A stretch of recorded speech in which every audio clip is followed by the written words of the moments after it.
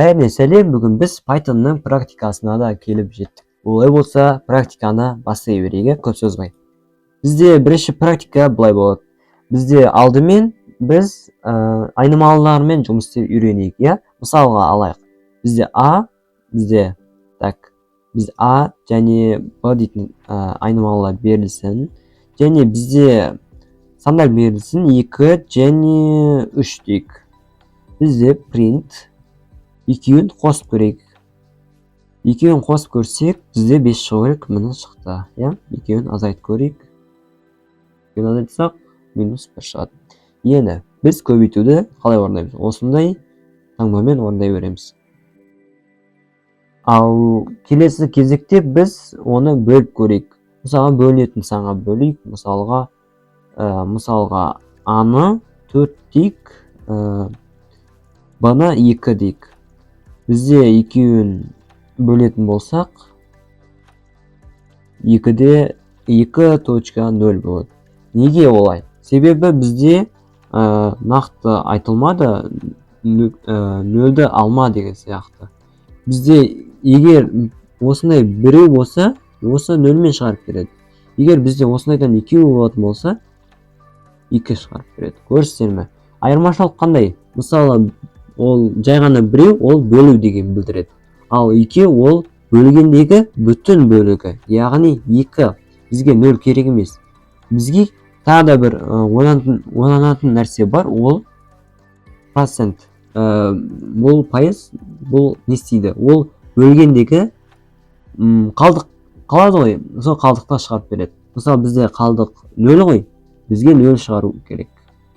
0 шығады. Және біз мұнда 3 деп көрейік.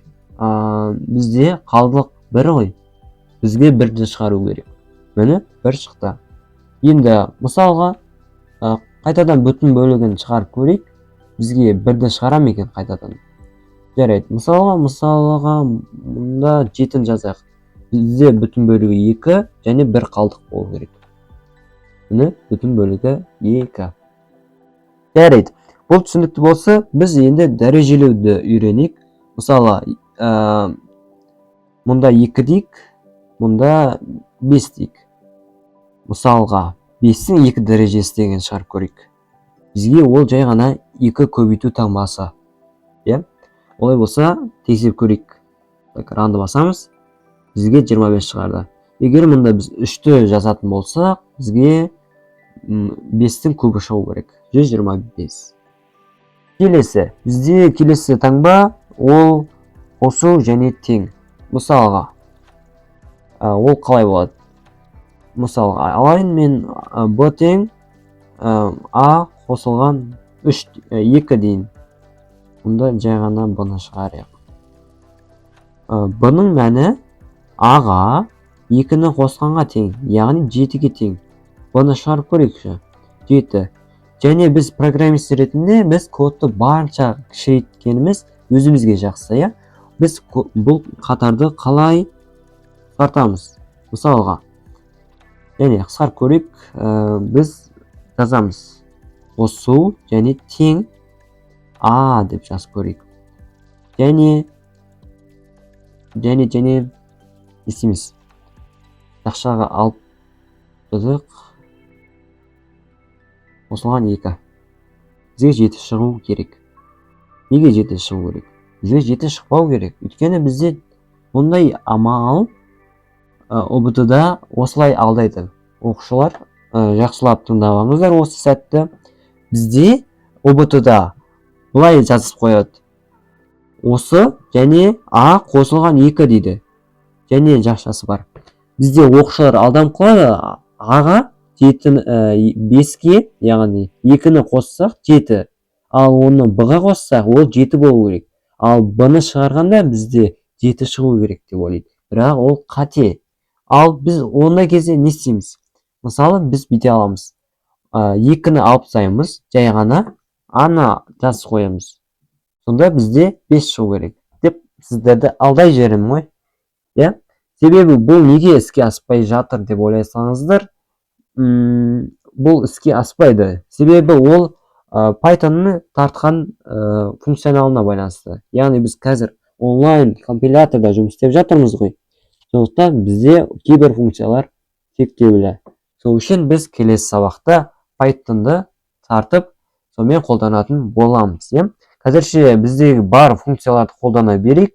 Мысалға, бізде кейбір математикалық формулалар бар ғой. Соларды орындайтын бір команда бар.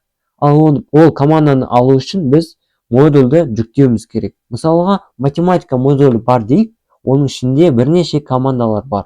Бізге сол командаларды қолдану керек болса, біз модульді шақырамыз алдымен. Сосын ғана барып орындаймыз. Ал бізде онлайн компиляторда қолданыла ма екен модульдар? Тексеріп көрейік. Мысалға, модульді шақыру үшін import maz деп жазып көрейік.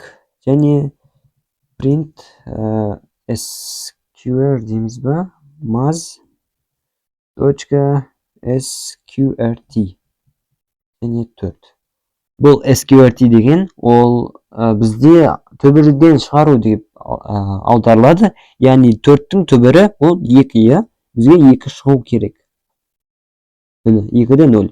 Демек, онлайн компиляторда модульдерді шақыра алады екенбіз. Яғни математика модулі, кейбір модульдер шығарылмайды. Жарайды, жалғастыра берейік.